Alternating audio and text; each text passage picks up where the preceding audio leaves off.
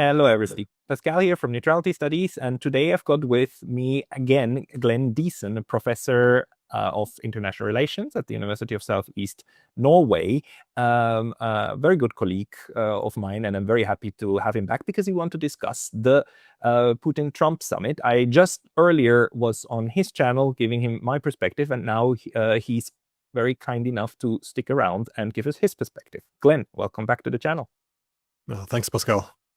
I'm really glad that we can do this because there's a lot to unpack, right? This is, to me, it's one of these moments when I feel that something is changing. Although maybe the summit will be forgotten in a few years, the way that we also kind of forget that Biden met Putin and so on because everything went down the drains anyhow.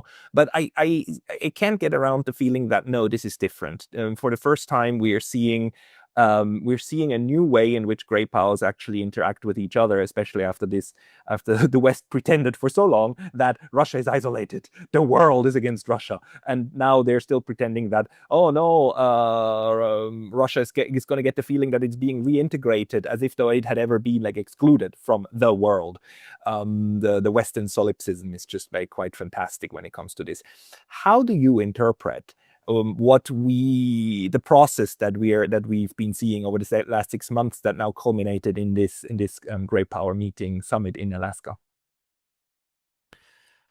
Well, I agree with you, though. I think the significance that there's a huge significance behind this, because if you look at the actual format or the discussions we had about Russian security over the past 35 years, there hasn't been any.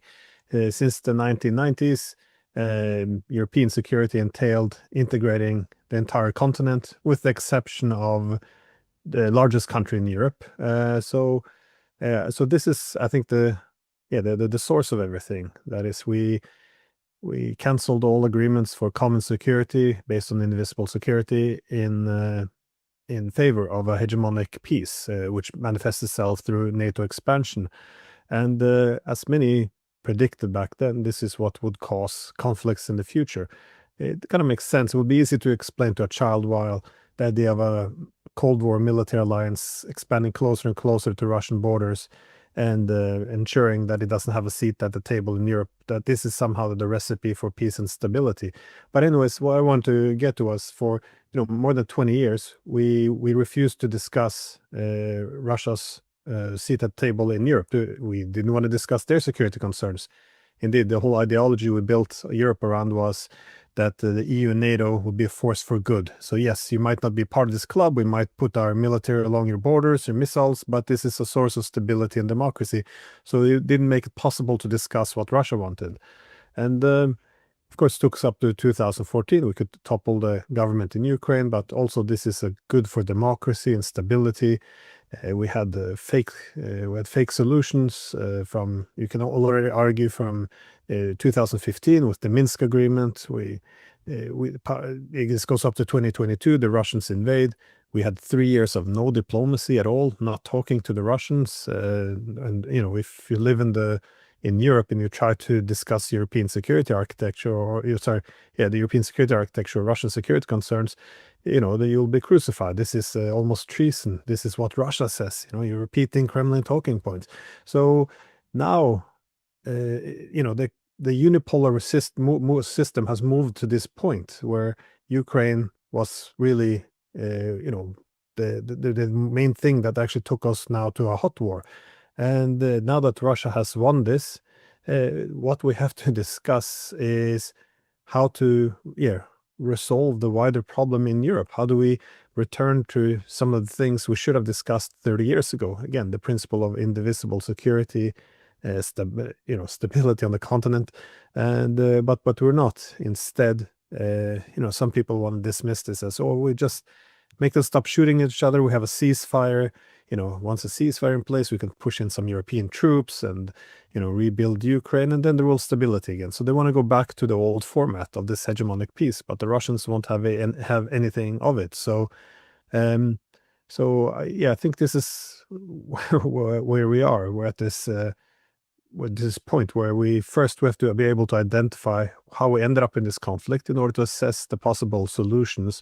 to actually resolve it. And this isn't going to be done overnight. And as you said, to have the president of Russia and United States meeting on the border in Alaska, even though they're kind of not kind of, they're fighting almost a direct war now, not even proxy war. It's a huge achievement, but it doesn't mean that an agreement can be whipped out this quickly, because as I always point out, the Ukraine is not the source of tensions between the U.S. and Russia.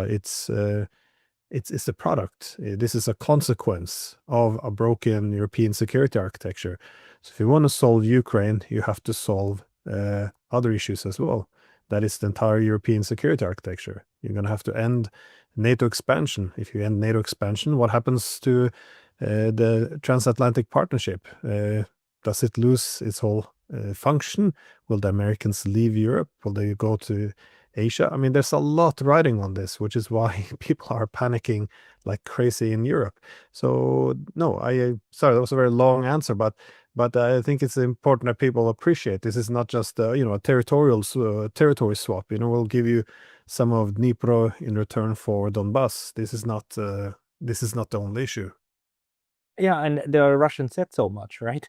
They are after root causes, and they are after security arrangements, and not just for themselves, actually also for the Ukrainians and for the Europeans. I mean, they would like to have an architecture that somehow works. And I do hope that this is the first summit that gets us towards an acceptable somehow balance of power on the continent. The fascinating thing, though, is that the way this proxy war, implementation war, this conflict, this outright conflict between the US and Russia, has utterly and completely sidelined Europe. I mean, it has already made Eastern Europe, Ukraine, a battlefield. It is threatening to create an even bigger battlefield. There would be one way of taking this whole thing forward, a bad way forward. But you can see how the Europeans would actually prefer that. They prefer the militaristic approach of just double down harder with all the things that haven't worked so far.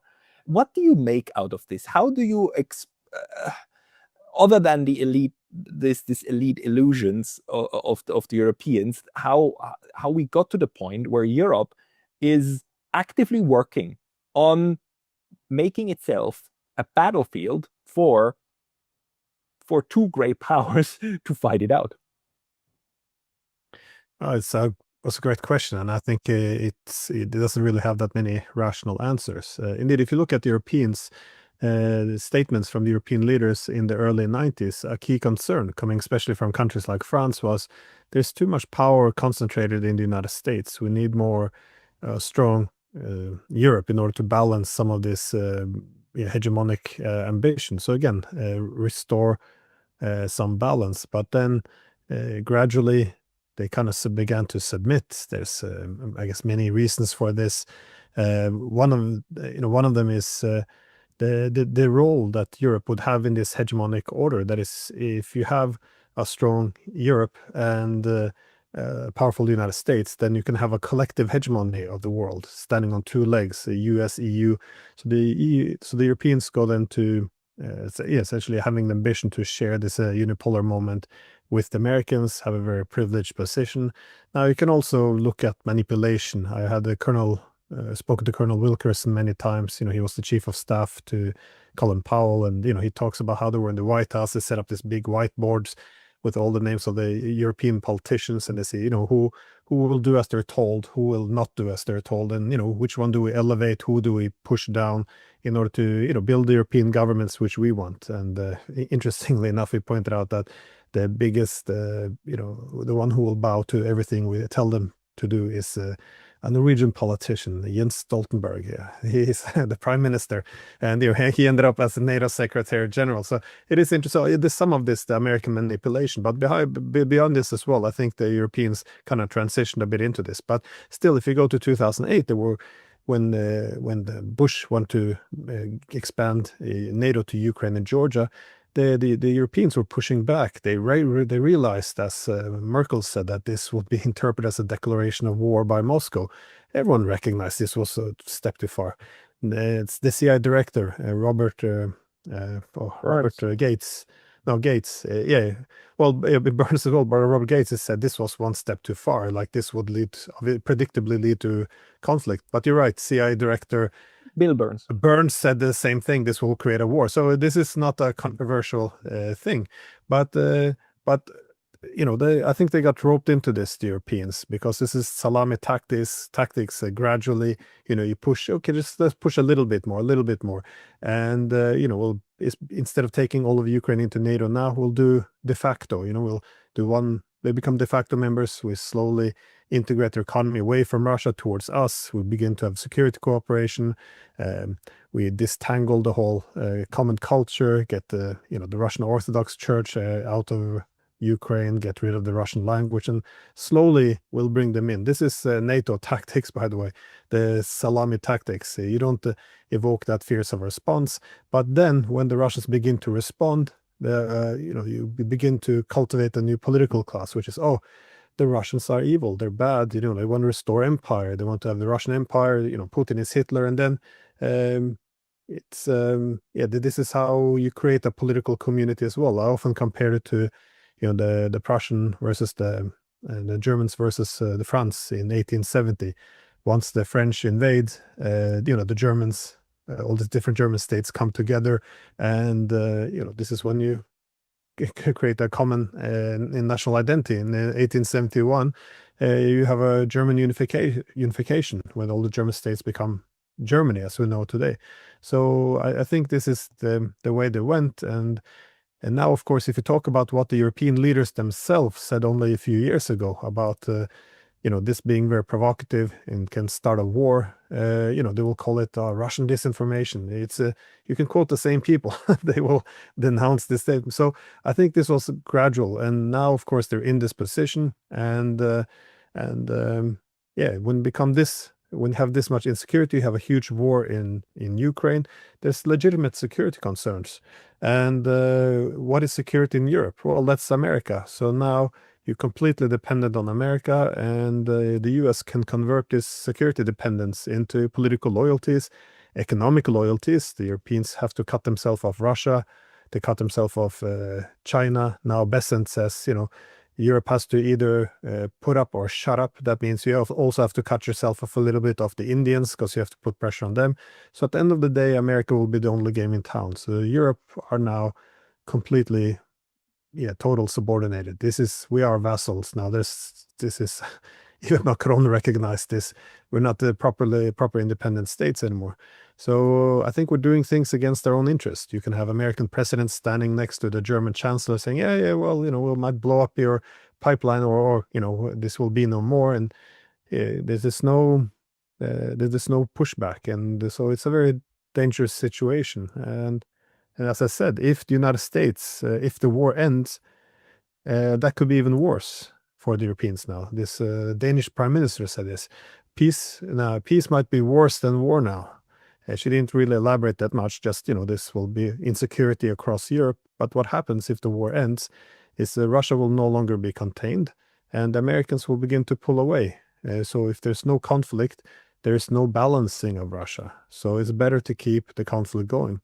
Even the German intelligence chief said the same thing. We need to keep the war going for another 5 years to prepare ourselves. The Ukrainians, they hear this, by the way, and they becoming more and more aware that they're being used. But the Europeans really put themselves in a very, very awkward position. And as I began to say earlier, in the unipolar order, the Europeans will be one of the two legs of the collective hegemon. In the multipolar world, what is Europe? It's, the Americans don't want to be there anymore to the same extent. They want to focus on Asia. The Russians don't want anything more to do with them. Economically, they're weakened. Security-wise, of course, they're still living with the consequences now of the NATO expansion. They're going to have more and more fragmentations within. As the economies go south, they're going to have socio-economic disruptions, political instability. Many of the political leadership isn't really legitimate anymore. At least I argue that we have a legitimacy crisis in the political class. The Starmers, Macrons, Merz, they don't have a public support. So this massive crisis coming to Europe, and the only thing they're holding on to is, well, if we just keep this war going, the Americans will stay, the Russians will be contained, maybe something can be worked out in the future. And it's desperation. It's a strategic vacuum. This is why the Europeans have no plans. They don't propose anything. All they say is more of the same. Putin is Hitler, more weapons. Our only strategy is to get Trump and make him into Biden 2.0, and this is it. That's not a solution. It's just yeah, a lack of political imagination. And we keep digging a deeper and deeper hole, and yeah, there's no way to get out of this. So I'm extremely pessimistic about Europe and Ukraine, by the way. I think the two big losers in this war will be these two, well, they're not countries, but yeah, Ukraine and Europe. Yeah, and Sorry, again, I have too long answer to your question, but no, I think it's very important to keep that in mind, that as much as the Europeans try to posture, because like it was quite fantastic last week, wasn't it?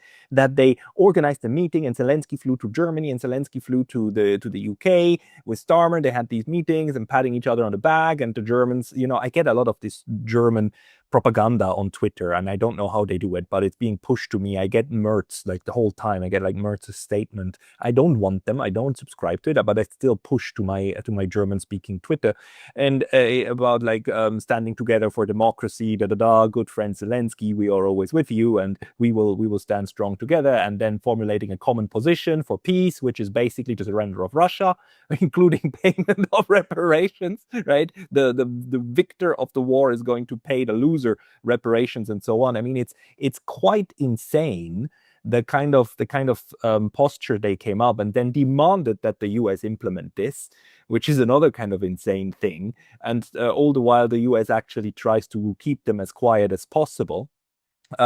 With having JD Vance holding their hand, while we know Vance is there in order to basically just make sure that they talk here and not somewhere else. The question to me is, do they believe it? Do you think they believe it? Because if they swallowed their own ideology, if we are in an ideological moment in Europe where this belief system, this world system is internalized, then we will have a very tough time coming out of it. If they are actually aware of the nonsense that they are putting out, and it's all a show in order just to keep the charade going for the elites, the way that the Eastern European satellites back in the 80s and 90s, back in the 80s, were aware that they are completely dependent on Moscow, but they kept the charade of the communist state going until they couldn't anymore, until they had to accept reality and then have some form of democratic transition going. If they are aware that it is BS, then I think there can be a rapprochement to Russia. How important do you think is this element of ideology? Very much so, but I often struggle with the same problem. Do people believe what they're actually saying, or are they just doing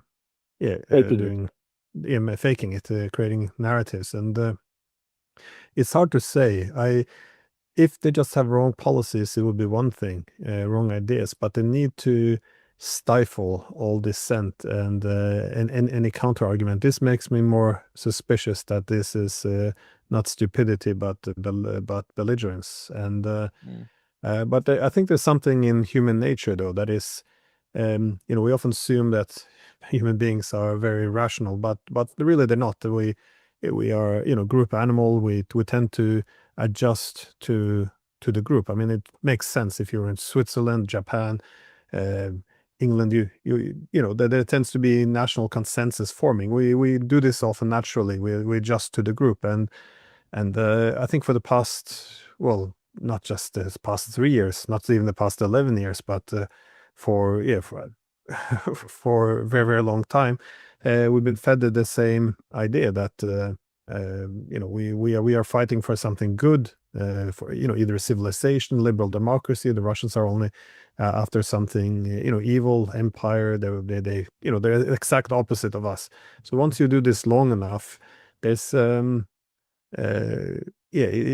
think people might just dismiss all information which it doesn't fit the narrative without thinking about it to too much of an extent. But it is hard. I think ideology, as you said, is a big component of this, because after the Cold War, we have this Fukuyama's end of history almost became a truism, a religion that is became the source of our identity as being a force for good. That is, yes, we'll dominate the world, and this will be the source of peace.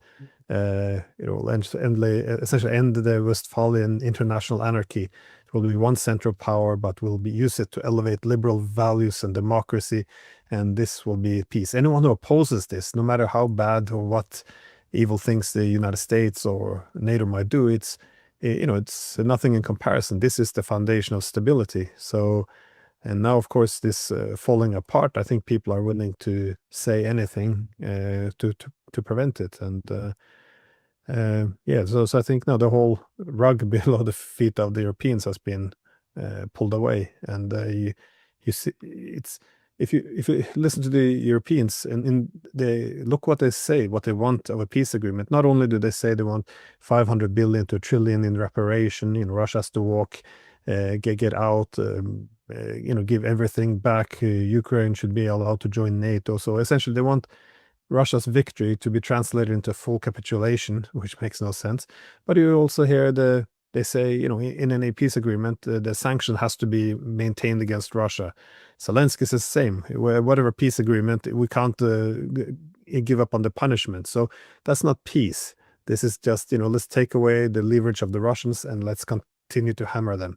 So this will be temporary. So I don't know. I don't, of all places in the world, I can understand many things. I can understand why Iran might want a nuclear weapon. I can understand why the Russians felt it was necessary to invade. I might not agree with any of these things, but I can understand it. But the European policies these days, it's just, for me, it is completely irrational. It doesn't make any sense, simply because what the same people said a few years ago is now Russian propaganda. So it's very frustrating, and I can tell you personal experience being academic in Europe now. It's ridiculous. You can only repeat what your government say about war. I mean, other areas, democracy is not dead, but on the security issue, on foreign policy, there is no dissent permitted anymore. Either you repeat it or you're essentially speaking on behalf of the enemy. You're being attacked quite a lot, aren't you? Like also for on the political level, because you were also running for parliament and so on. Like the level of abuse toward you is quite high these days as being a Russian apologist, right? Oh yeah, well, I dropped out of politics because it's not possible. Because I found out that you're not allowed to discuss your opponents, so all you can do is talk in these slogans, and otherwise they go after you. But no, actually, I had a weird experience. It was 2-3 days ago. Because we have elections soon, and I couldn't get off the parliament list. I tried, but it's not possible. They changed the laws for some reason. So they came for one last go after me, and they went. They actually wrote an article which went across all the major papers, which was, they looked at a conference I was in April of 2024. It was the 300th anniversary of Immanuel Kant. It was a philosophy conference.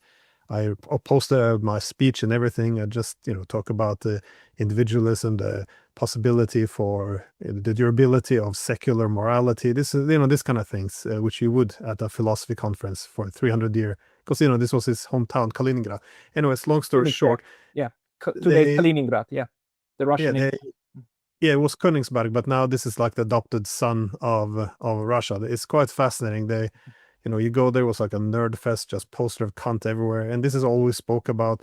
And then anyways, now suddenly a year and a half after, they made up in their minds that, because they had a list of people, foreign guests invited, and they said, well, this is a list now of foreign agents. So so suddenly I'm an influence operation, because they listed in some of their documents that we'd like to have closer form closer ties with Western academics and all. Now they're seeking, so this is interpreted as a hybrid war now.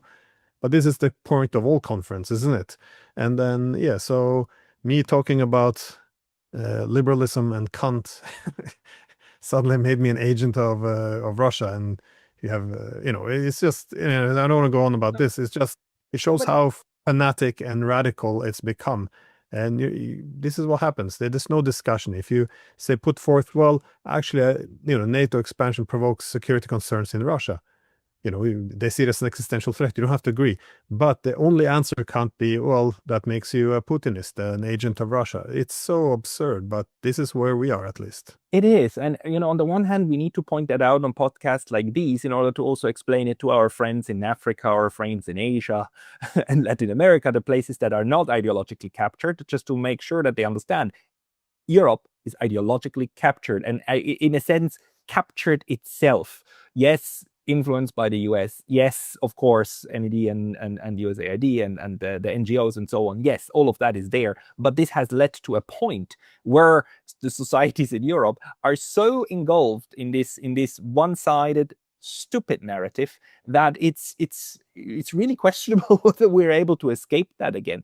Historically speaking, societies come out of it again. Like the Soviets at some point snapped out of Stalinism, the Chinese at some point snapped out of Maoism, and Deng Xiaoping came and reforms and so on, right? While not breaking with the past completely. Historically speaking, you get out of it, but it will take a very, very long time. My question then in regards to the summit is, do you think this will help? Or do rather more damage to this ideological nonsense of Europe, that they're forced to look at it, right? They're forced to look at the US president having a discussion with the Russian president, and actually also even listen a little bit to the Russian president. I guess that's the biggest crime, actually, that Tucker Carlson committed, that he interviewed Vladimir Putin, and Vladimir Putin was listened to in the West. And now we have these diplomatic tools in which the Europeans are forced to reckon with the fact that something has changed. How do you think is this element influencing now European decision making? Well, I think it can both be some positive and negative. The negative is that there has to be a counter reaction. That is, whenever something, if there's some efforts to humanize the opponent, make them seem rational, which you kind of have to address the rational demands if you're negotiating, there will be a counter reaction where you feel, well, we can't normalize this. Now, in the next few days, we're going to have every media headline being about how evil Russia is, to try to make up for the conference, the summit. But overall, I think it can be helpful, because if you want peace, there has to be some change in the narrative, because once you go to war, like we did against Russia, you have to always present everything as good versus evil, because in this instance you can't negotiate. You only have peace. That's appeasement. You only have peace when you defeat the opponent.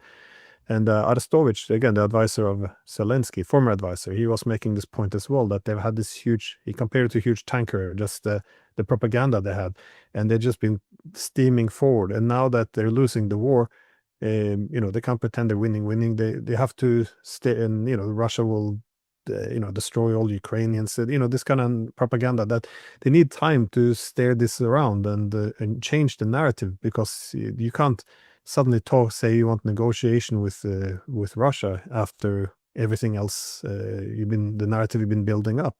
So I think the same applies for Europe. But there's been some developments. I mean, I remember saying that Russia's winning was Russian propaganda. I remember saying Zelensky was authoritarian was Russian propaganda. All of this is now becoming acceptable in Western media. High casualty rates in Ukraine is not still, they still want to pretend as if Russia is higher. But the abduction of all these Ukrainians off the streets to send them into the trenches without proper training, this is also now acceptable. And also seen some news articles, for example, in Politico, where they say, well, listen, maybe you can take NATO expansion off the table if they can join the EU. And that's a reasonable argument to make. But then you have to recognize, if you want to make this look for a solution, you have to recognize that NATO is the source of this problem. So now they apparently soon will be allowed to discuss that possibly, yes, expanding NATO towards Russia, which the Russians been saying for the past 35 years, is unacceptable. That this, we can be allowed to discuss this as well. So, step by step, I do think that, having this kind of diplomacy, we actually are allowed to talk to the opponent, that this is positive.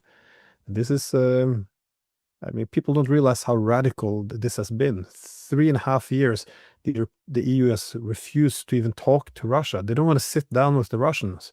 As the foreign policy chief Kaja Kallas says, Putin is a war criminal. Why would we talk to a war criminal? And this has become mainstream. I had people put comments on my social media, like military leaders or leaders, at least, military leaders who are ambassadors and all or stationed in NATO, saying, well, what do you mean diplomacy? You can't talk to Russia. They're the aggressors. Like, well, of course, how can you say these things and this become normalized?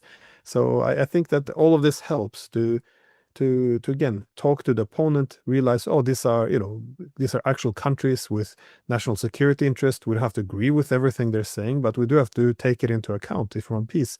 So everything has a purpose, and I think overall, I think this also not that much was probably achieved, but this is a good start of a long political process, and where we again, after 35 years, begin to speak about the security concerns of our opponents. It's going to be a very long path, but at least this is an important step, though. Last question and big picture. We still don't have a proper name for the thing, the time period we used to call the post-Cold War, everything after 1991. Somehow it feels to me that in 2022, that post-Cold War ended, but we still, what do you call it? How do you conceptualize the time between 1991 and 2022 now?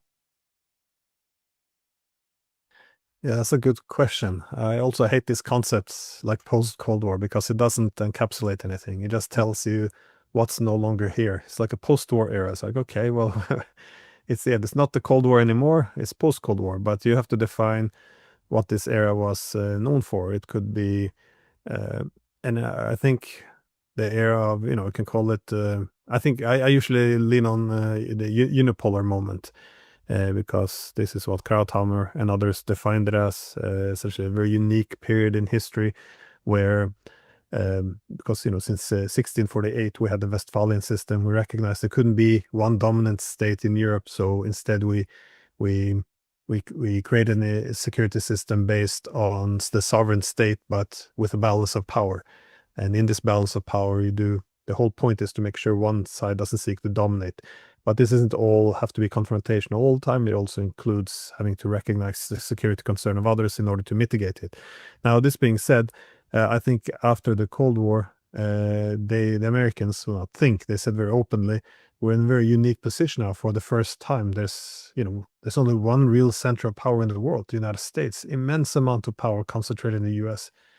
Why would you go back to a Westphalian system with possible great power politics, with again, the international anarchy is what we call it when there's not one center of power, where you have the security competition creating tensions? What if the United States would dominate and indeed hegemony? And this is one of the reasons why the Europeans like the US hegemon, is they always functioned as a pacifier in in Europe. That the French, the Germans don't necessarily strive for leadership if the US is dominant, and I think this was the main goal. You have one center of power. There's no great power rivalry, and that one center of power will try to transcend power politics by spreading liberal democratic values. So I think this was the post-Cold War, post-Cold War system, which I think again makes more sense to call it the unipolar moment or liberal hegemony, given that they had this heavy ideological component to it. But again, I can see why people would argue for it, why they would fall for it, why this Francis Fukuyama end of history thing was so appealing, because this was the whole mood of if you remember, from the early 90s to throughout the 2000s. This is how this is kind of what drove optimism, and thinking that we transcended history, all of this. But yeah, we are dominant, and our dominance is a force for good. I mean, it's a great it's a great model in many ways. But as many people noted already in the 90s, when the unipolar moment was announced by people like Krauthammer, was it's inherently temporary in nature, because if a power like United States should dominate every corner of the world, it would exhaust all its resources over time. It's going to be very expensive. So you have all these resources going from the core to the periphery. They're going to go into debt. You're going to have also, they're going to not just expend their material resources, but also their reputation. Then the US is no longer this huge cultural symbol. Everyone loves America like in the 90s. Now they're very much resented in large parts of the world. If you do polling, you find China is much more popular around the world than the United States. And also, once all these resources are depleted, you also have then larger economic divisions within. You have social problems, you have political polarization. And yes, we see in the United States now, a lot of things seems to be falling apart, and you can't really act as a rational actor anymore. And the worst of all, as people predicted in the 90s, what the unipolar moment would produce, not only would the US exhaust itself, but in order to be only one dominant state, you have to push down the other rising powers. Now, how would they respond? Russia, China, India, Brazil, all these countries who see themselves as regional leaders, how would they want to live under a unipolar system? Well, they would likely seek to collectively balance the US, especially countries like Russia and China, because the US would still have to lean on the alliance systems, such as NATO, in order to divide the world into obedient allies versus a weakened opponent. So over time, this would all come together in the form of BRICS system, and they would begin to decouple from the American-led economic system. They would begin to align themselves more politically, then also develop the military capabilities to push against the US. So at some point, you would have the whole liberal hegemon would fall apart. And nothing about the West is no longer hegemon, and these liberal ideals, they're long gone. We are now backing genocide in Gaza. We're fighting an unnecessary war against Russia, where we don't even want to do diplomacy. We attack the nuclear reactors in Iran instead of looking at how this breaks international law. All they're doing is making slogans about how horrible the mullahs in Iran are. I mean, this is one of the disadvantages, and also democracy at home is weakening. And I know, again, sorry, it's becoming a long answer, but one last quick note. The one who really put the intellectual foundation behind the liberal hegemon was Zbigniew Brzezinski. And he actually did recognize that, yes, this will also eat up our democracies at home, because you can't have an empire and democracy. But then back in 2012, he actually recognized the unipolar moment's coming to an end, even though he was the one who put the intellectual foundations behind it. Now we have one choice. Do we try to transition into a multipolar system where we are the first among equals, or do we try to hold on to the unipolar moment a little bit longer, push back against everyone? But then we'll see a multipolar order nonetheless emerge, and this time in opposition to the United States. So he said, maybe we should go for the first one. Facilitate ourselves and be the first among equals. We did not. And this is why I always say this is a bad decision for the US. It's bad for Europe. It's bad for the political West. But when you live in Europe, you're told that this is Kremlin propaganda. This is, who's paying for your plane tickets? Who are, where are your loyalties? This is, there's nothing that can be done. I think we have a problem in rationality as well. So again, sorry for my very long answer. No, and just for everybody who's listening, the Kremlin is actually pretty bad at paying. I mean, I'm still waiting for the first check. Where's my paycheck? Yeah, I know. Where's the goddamn paycheck? Anyhow, Glenn Deason, anyone who wants to follow you, they should go to subscribe to your YouTube channel, which is fantastic. They should subscribe to your Substack and to your Twitter, where you are very active. I'm a great fan and I admire your work. Glenn Deason, thank you very much for your time today. Thanks, Pascal.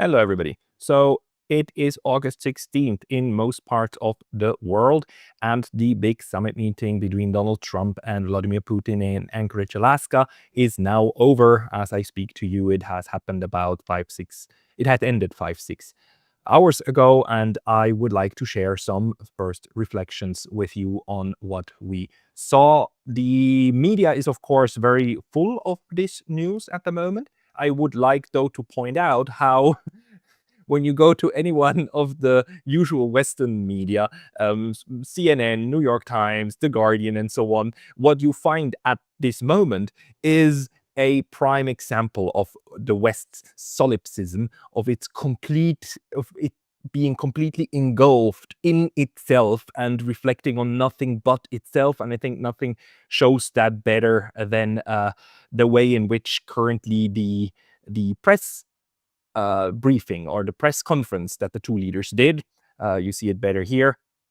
Unfolded, where you had under the banner of pursuing peace, and I will talk about this more later. You had both leaders speaking. They didn't take any questions. They just gave their statements and then they left. And how this and the subsequent remarks of Donald Trump then in other shows, he went straight to Sean Hannity and made some more remarks there. How this is currently digested by the Western media solemnly from the viewpoint of the West, and everybody keeps focusing on what Trump said. Just get this: Trump and Putin skipped Q&A. Okay, fine. But Trump calls Hillary Clinton very nice over Nobel Peace Prize remark. Trump says Putin and Zelensky want him for a joint future meeting. Trump backs off threat of severe consequences. Trump says he and Putin largely agree. I think the meeting was a 10, Trump says. Absolutely amazing to me how currently the West keeps listening. Every single word that Donald Trump says is currently being sucked out and then spread out and ironed out and then explained and discussed and so on. And you really need to dig quite a bit until you find some remarks that Vladimir Putin made, although he actually spoke twice as long as Donald Trump. So first thing to say is the meeting itself, took apparently about 3 hours when they discussed also together with their teams. And there's currently a debate whether that means the meeting was cut short, because apparently the idea was that after the first summit of the leaders together with their teams, the teams then would break out into separate sessions and maybe have detailed talks, but that didn't happen. We yet need to figure out whether this means that overall the meeting was cut short or not. But a 3-hour summit discussion is actually quite substantial for a first meeting, and we also learned through this press conference that both of them actually say that this is the beginning. Especially Vladimir Putin emphasized that he hopes that this is the beginning of the thawing of the relationship and of the betterment of the relationship, even though we do not have now this concrete outcome that especially Donald Trump and the West was hyping up over time, right? The Western media and also the Europeans and so on, they kept pushing that Trump should aim for a ceasefire, an unconditional ceasefire. Now, that unconditional ceasefire didn't happen.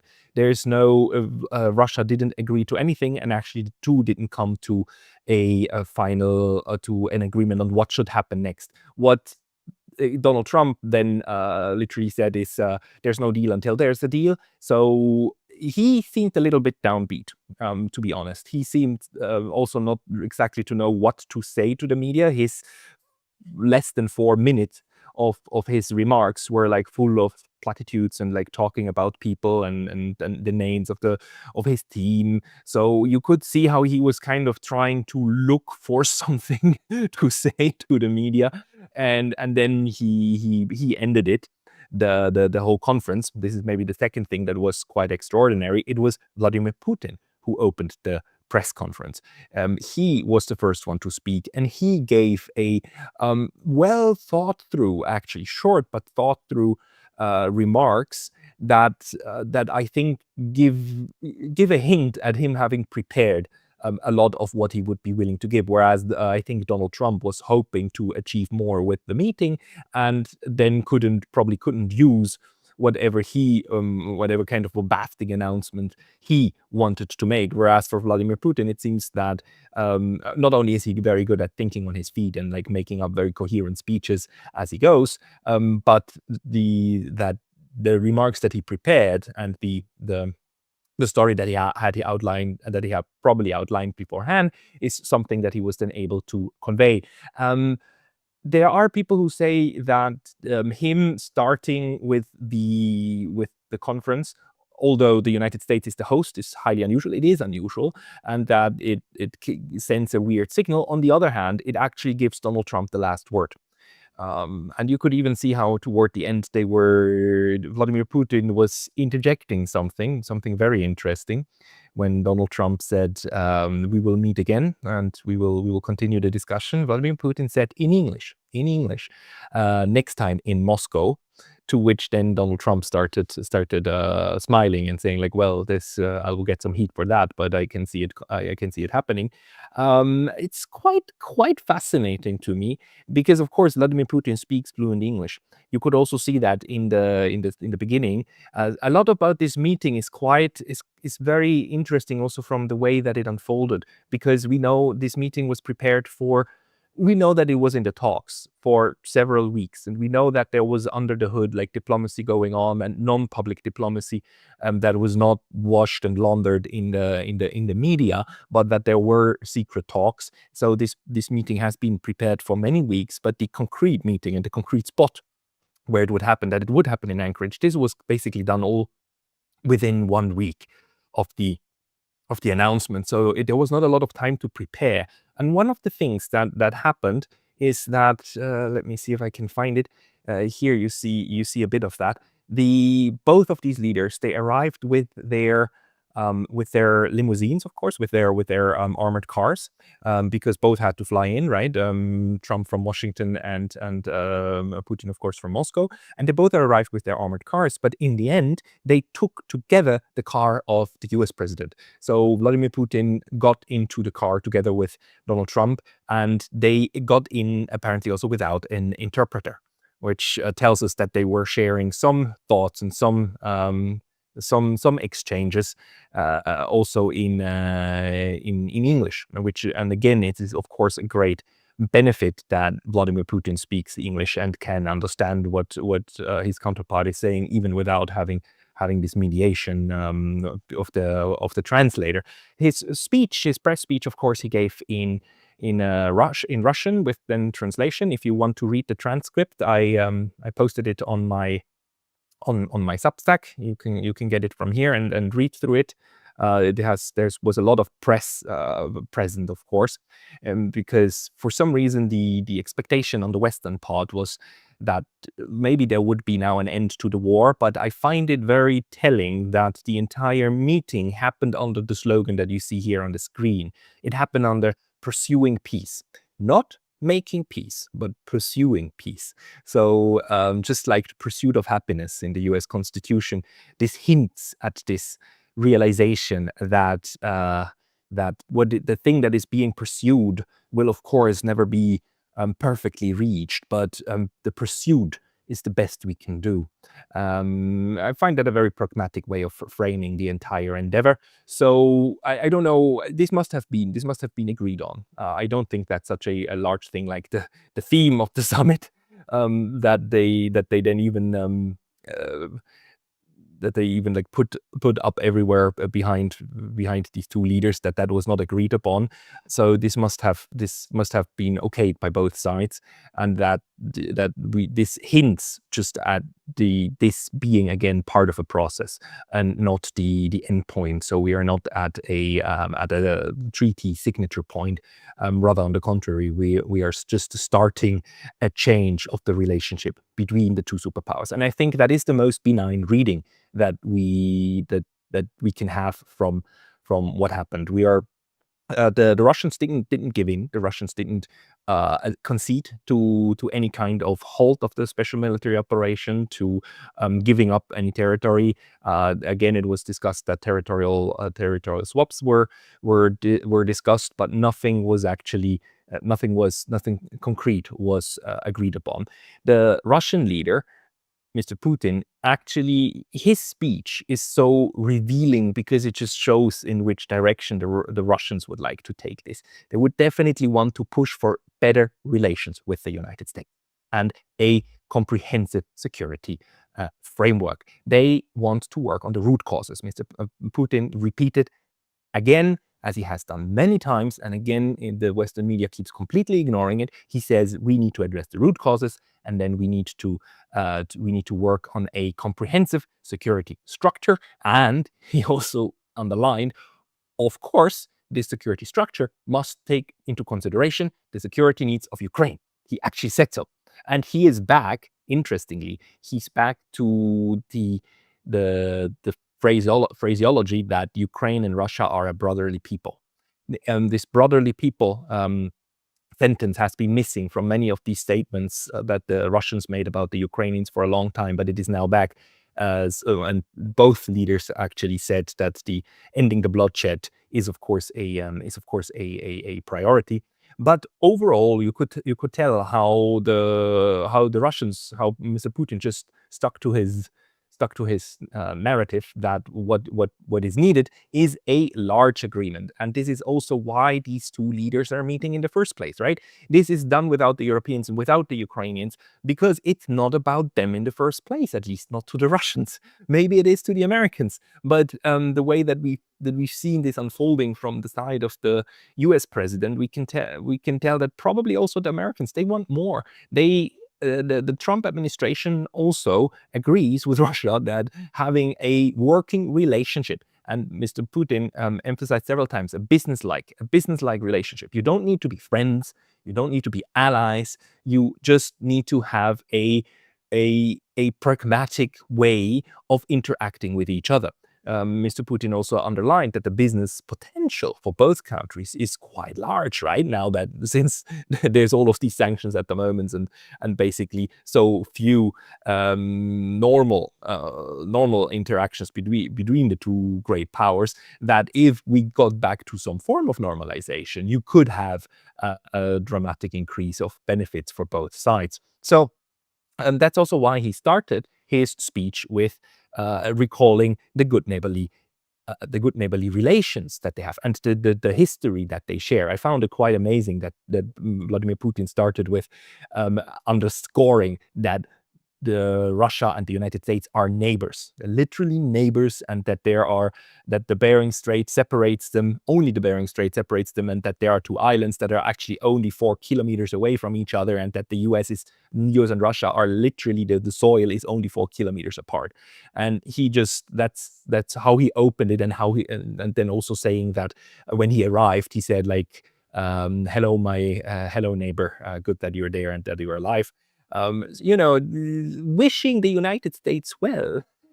Russia, Vladimir Putin really made a point of wishing the United States well, and praising also the common past when they fought together in the Second World War and how many things that connects them. So you could really see how Putin again, and this is very characteristic for him, how he tries to underline all of the things that connect these people. He used to do that with the Germans. He spoke in the German Bundestag. He spoke to Angela Merkel. He wrote op-eds in large German newspapers in which he always praised Russian-German relations, and where he praised the Germans. It's just the German media and politicians that didn't really reciprocate, and you could tell even now, how the only thing that the Europeans think about is like trash talking and utterly ruining any kind, or trying to ruin even more any kind of possible relationship with Russia. That's what we've seen in the last week, how the Europeans, they got together, and the only thing they agreed upon is how horrible they find Russia, and how they demand from Russia that it pays all of these ridiculous sums of reparation money, and that the common position of the Europeans is that the Russians are to blame for everything. and that nothing good ever came out of Russia. Whereas the Russian leader, when he goes to the United States, with whom they are fighting a proxy war, and Vladimir Putin has said several times, and the Russians have been saying so many times, that this is not primarily a war between Russia and Ukraine. Between Russia and Ukraine, Russia is implementing a military operation. The proxy war is with the United States. And they frame it as a proxy war, right? And still, when the leader of Russia goes to the United States, he says he heaps praise on the US. And also, some people were afraid that Vladimir Putin and his entourage could be murdered in the United States, and that this is just a trap. Decapitation is about to happen, and of course, that's not what occurred. What happened is that you again have a working relationship, and this is already something that is freaking out the neocons. This is already something that the Europeans don't want to see, but it is a reality. And the fact that Vladimir Putin took all of his top staff, including Mr. Lavrov, including Ushakov, his primary advisor, and so on, that he took all of this delegation and went to the United States and met there, also is a first sign, of trust, of trust-building methods, right? Inviting the U.S. president is, of course, more trust-building on the top level to say, like, look, we can visit each other again.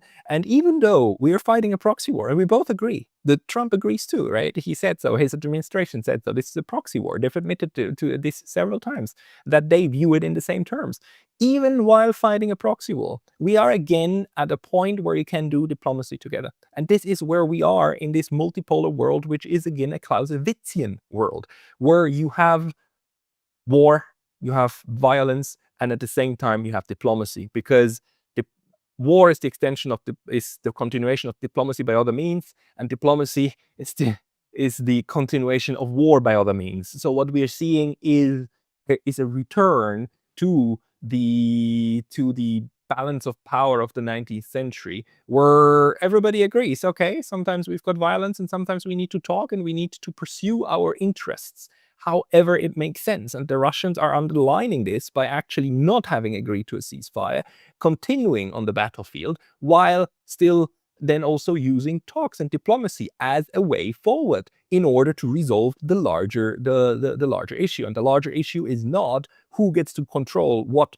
plot of land in Ukraine. The larger issue is how to get to a security structure, a mutually beneficial security structure that actually holds up and that takes into considerations everybody's concerns and brings back peace. Therefore, the slogan, pursuing peace. How do we pursue peace? How do we silence the weapons, and how do we keep them silent? So I do interpret this now as the beginning of the understanding that peace is not something that you just sign on a paper. Peace is something that needs to be fostered, and that is part of a process, and that needs to be fostered over time, right? So in this sense, while I think the Americans did enter these negotiations with the hope that they could push the score a victory, and this is also how it's being framed in the media, right? Who scored what victory? They entered with the idea maybe we can score a victory to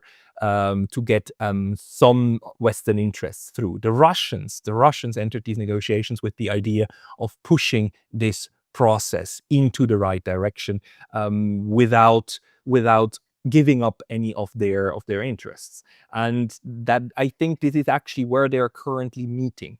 This is where, although Donald Trump wanted more concrete issues, current issues, he is in agreement that the larger picture of pushing forward is worth going ahead, and is worth also for Vladimir Putin to take not a leap of faith, but to a calculated risk. Going to Alaska is a calculated risk.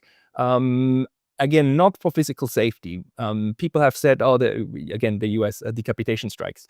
Look at Iran. Look at what how they're treating leaders in the Middle East. But we must be aware this is a completely different ballgame. This is a completely different level of leadership and of a relationship. Whereas Iran is definitely looked down on. It's definitely the United States does not take them as a peer.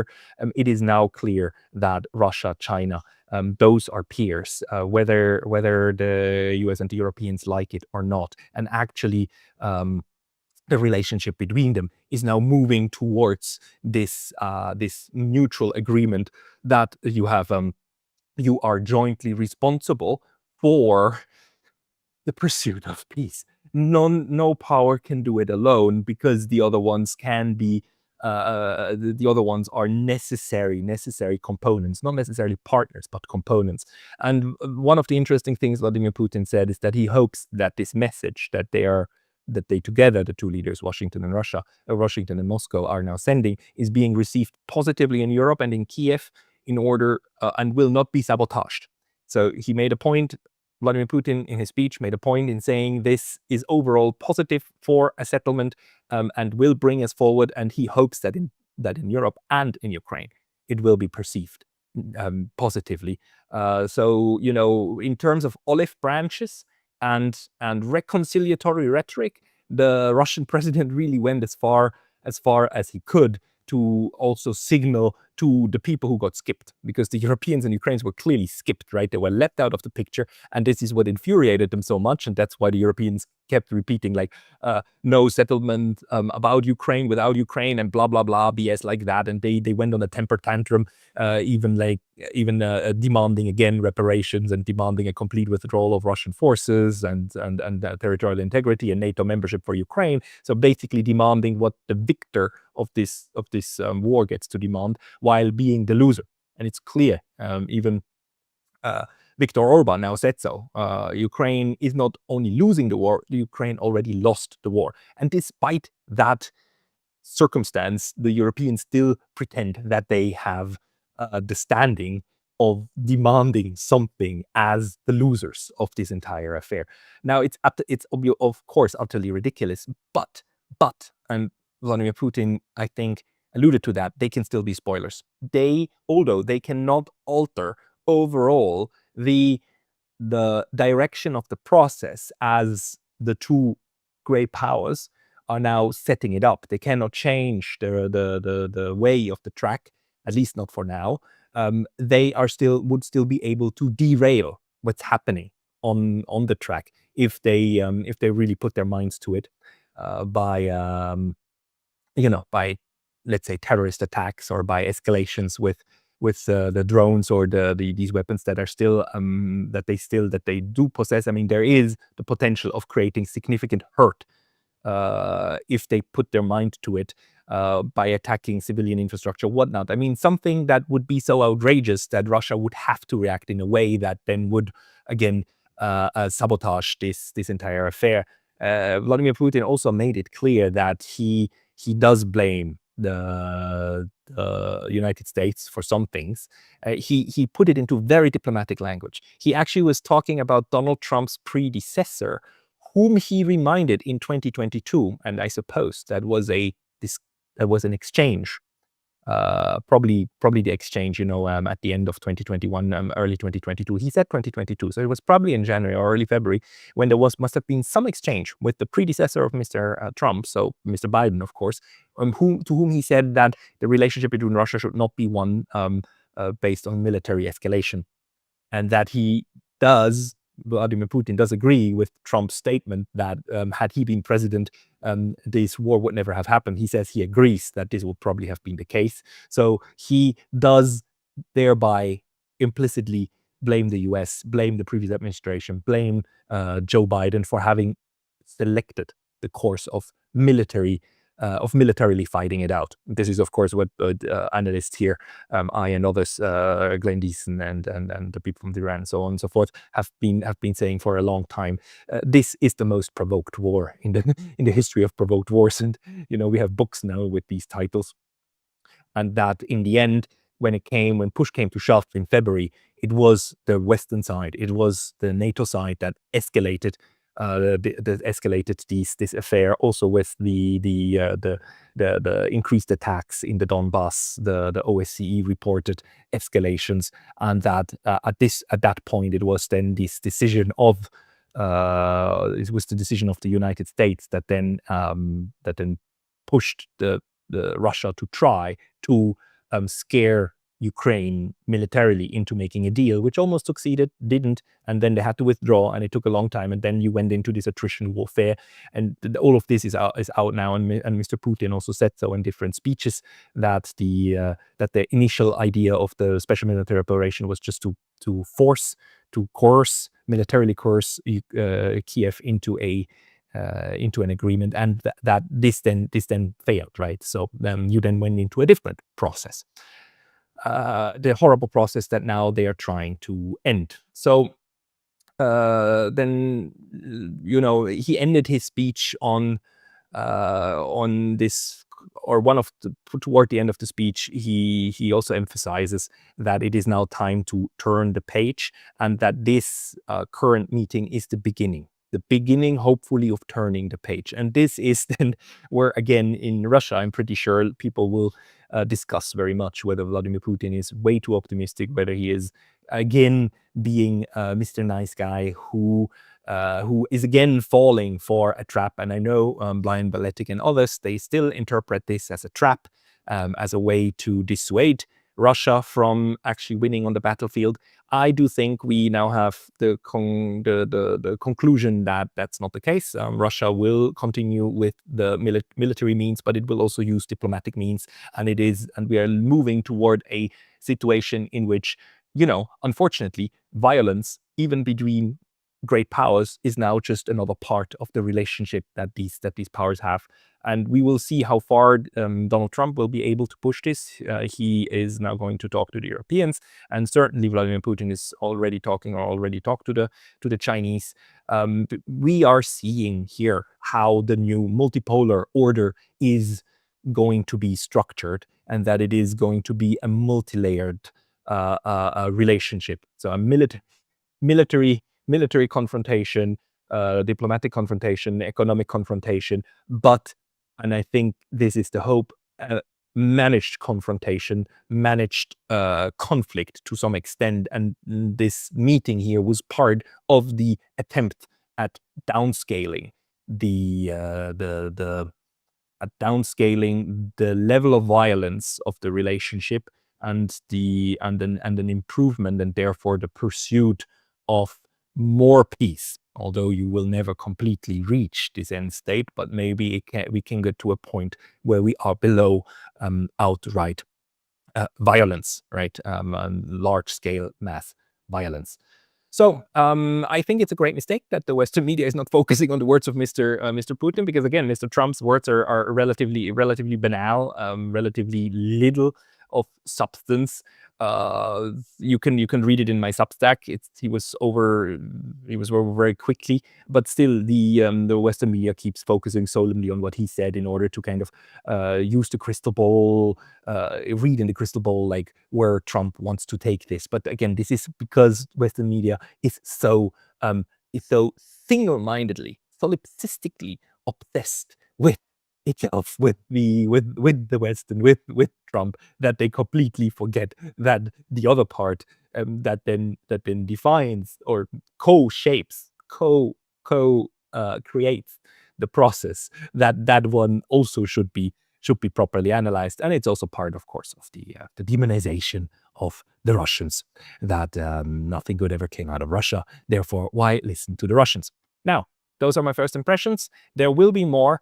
There will be a talk with Glenn Deason pretty soon on this channel. I hope you're looking forward to that. We will discuss more of these, of what we can learn from the meeting.